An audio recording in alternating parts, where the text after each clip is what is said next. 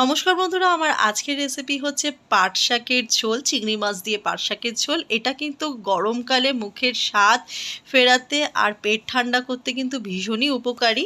তো পাট শাকের এই রেসিপিটা মাত্র দুটি উপকরণ দিয়ে তৈরি হয়ে যায়। তো চলো দেখে নেওয়া যাক পাট শাকের এই রেসিপিটা তৈরি করতে কি কি ব্যবহার করছি।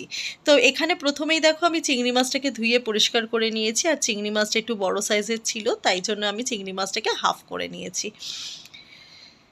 এরপর নিয়েছি বেশ কিছুটা রসুনগুলোকে আমি টুকরো টুকরো করে কেটে নিয়েছি, কুচিয়ে নিয়েছি আর কি, রসুন কুচি। আর এরপর কড়াই গরম করে তার মধ্যে তেল দিয়ে নিয়েছি 1.5 চামচের মতো, তার মধ্যে একটু নুন দিয়ে দিলাম। তেলটা গরম হলেই দিয়ে দেবো চিংড়ি মাছটাকে দিয়ে নুন হলুদ দিয়ে দেবো, নুন হলুদ দিয়ে আর কি চিংড়ি মাছটাকে ভাজা করে নেবো। খুব বেশিক্ষণ ধরে ভাজবো না চিংড়ি মাছটা, জাস্ট হালকা ভাজা হলেই আমি তুলে নেবো। তো দেখো দিয়ে দিয়েছি নুন আর হলুদ।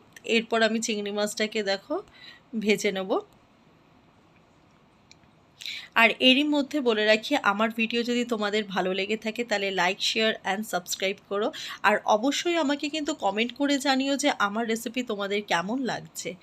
তো এখানে দেখো চিংড়ি মাছটাকে ভাজা হয়ে গেছে, তারপর কড়া থেকে আমি তুলে নিয়েছি।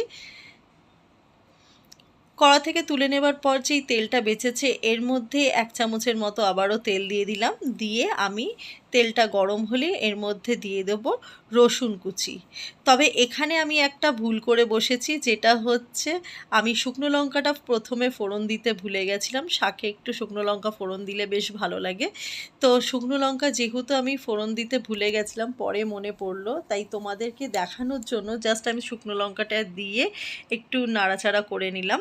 কিন্তু আমি শুকনো লঙ্কাটা তারপরে তুলে নিয়েছিলাম, তুলে নিয়ে পাশে একটি কড়াতে আমি ফোড়নটা দিয়ে পরে আমি ওটা শাকের সাথে অ্যাড করে নিয়েছিলাম। তা না হলে এইভাবে শুকনো লঙ্কাটা ভাজা ভাজা হতো না, তাই জন্য আমি এরকম করেছি। তোমাদের যাতে বুঝতে অসুবিধা না হয়, যার জন্য আমি শুকনো লঙ্কাটা দেখালাম। দেখো এখানে আমার রসুনটা কিন্তু ভাজা হয়ে গেছে। এরপর আমি এর মধ্যে কুচিয়ে রাখা শাকটাকে অ্যাড করছি। আসলে যখন কালকে আমি এই শাকটাকে ধুয়ে কুচিয়ে রেখেছিলাম ফ্রিজে, তো প্রথমে ভিডিও করার কোনো আর কি প্ল্যানিং ছিল না আমার।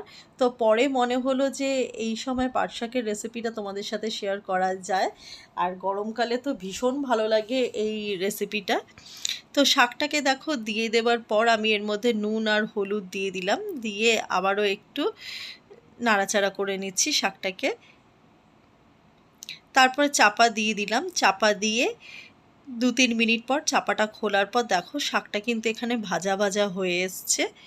এরপর আমি এতে ভেজে রাখা চিংড়ি মাছগুলোকে অ্যাড করে দেবো।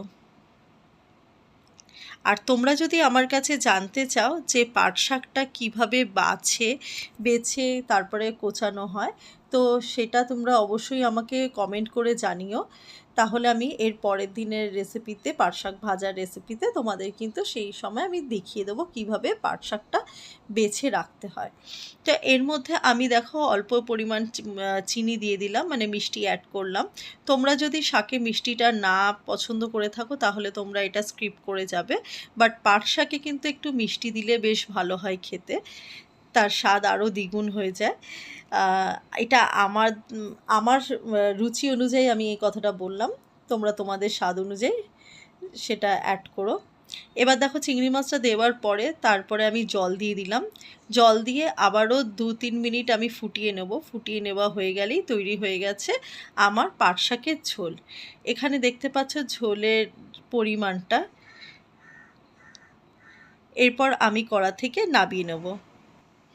খুব সহজ একটি রেসিপি পাট শাকের ঝোল, বললাম যে মাত্র 2টো উপকরণ দিয়েই তৈরি হয়ে যায়। আর এই রেসিপিটা অবশ্যই তোমরা বাড়িতে ট্রাই করে দেখো, আর ভালো লাগলে আমাকে অবশ্যই কমেন্ট করে জানিও যে তোমাদের কেমন লেগেছে পাট শাকের ঝোলটা।